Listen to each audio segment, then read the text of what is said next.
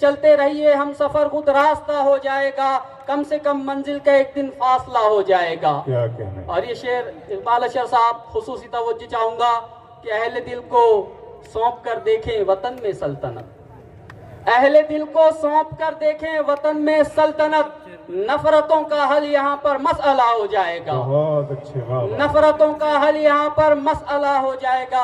और गजल इशारों का नाम है दोस्तों, बड़ा नाजुक शेर है कि एक जरा छूकर दिखा दें, एक जरा छूकर दिखा दें आप नीले फूल को, एक जरा छूकर दिखा दें आप नीले फूल को, हर तरफ गुलशन में हंगामा खड़ा हो जाएगा, हर तरफ गुलशन में हंगामा खड़ा हो जाएगा।